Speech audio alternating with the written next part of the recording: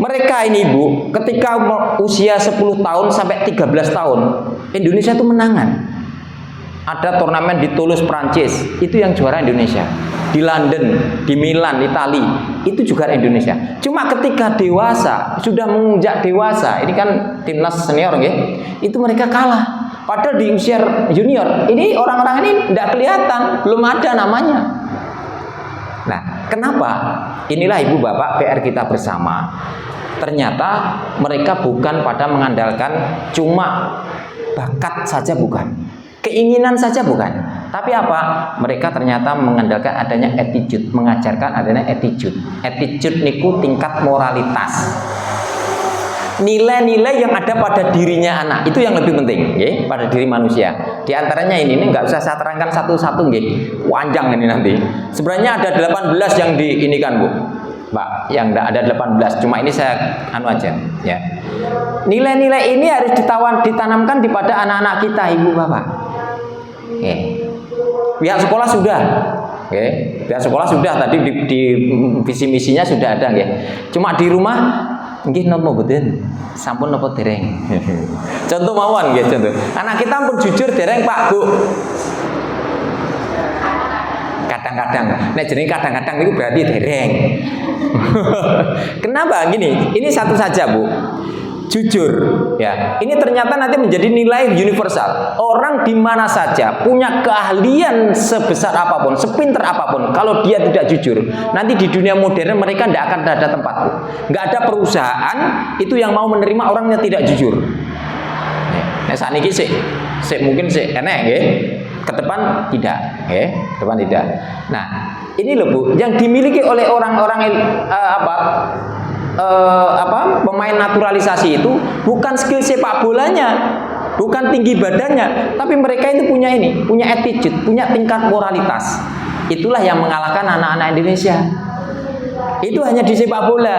Apakah di bidang yang lain anak-anak Indonesia bisa unggul? Selama anak-anak Indonesia itu tidak punya nilai-nilai attitude ini tadi, maka mereka pun akan kalah. Kalau mereka kalah di tahun 2045, itu mereka bisa jadi akan menjadi buruh di negeri sendiri. Kita nggak rela, nggih. Nah, kita nggak rela. Nah, oleh karena itu Ibu Bapak sekalian, kita perlu melakukan langkah-langkah. Melakukan langkah-langkah. Nah, nun sewu, pembentukan karakter tadi, nggih, pembentukan attitude tadi itu dipengaruhi 3 faktor. Pertama rumah, kemudian sekolah, kemudian lingkungan atau medsos. Kira-kira yang harusnya paling mempengaruhi atau paling dominan yang mana, Bu? Yang seharusnya sing kudune paling berperan pundi? Rumah, nggih. Rumah. Nah, terus kemudian yang terjadi yang paling mempengaruhi anak-anak kita mana? Medsos. Nah, inilah yang perlu kita Bu, nggih. Kita berusaha, nggih. Ojo terus tanah cah saiki wayahe apa usume medsos, nggih. Nun sewu, apakah yang diberikan oleh medsos itu selalu sesuatu yang baik? Tidak, Bu. Nggih. Ada seorang ibu itu setelah membaca chatnya anaknya semaput, Bu. Nggih, enten. Ada seorang ibu membaca chatnya anaknya itu semaput. Kenapa? Ternyata anaknya yang masih SD itu chatnya itu ngalahke pelakon. Loh iya. Jenengan atas ngeceki anune putrane jenengan? Nggih, sering nggih? Iya.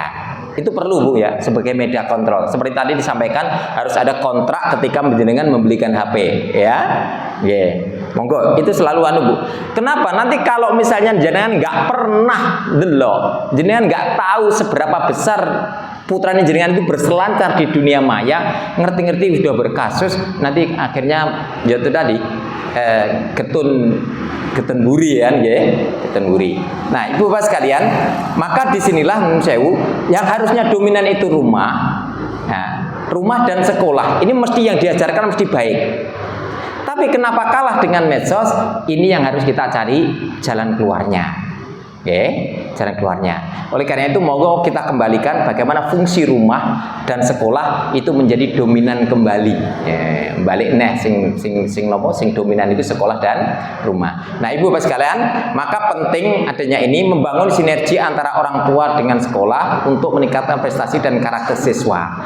Jadi Bu, coba nanti jenengan kolaborasi dengan sekolah nggih. Sering-sering jenengan itu ora usah nunggu diundang ngeten iki. Mboten usah nunggu diundang. Seringlah jenengan konsultasi dengan wali kelas. Bukan nek masalah, mbok nek masalah lagi dipanggil sekolah, enggak. Dekat wali kelas tanya, "Bu, bagaimana perkembangan anak saya? Kemudian apa yang harus saya lakukan di rumah?" Nanti klop jenengan dengan sekolah itu klop. Maka disitulah nanti bisa mengoptimalkan bagaimana putrane panjenengan nanti berkembang, berprestasi itu bisa di situ. Oke.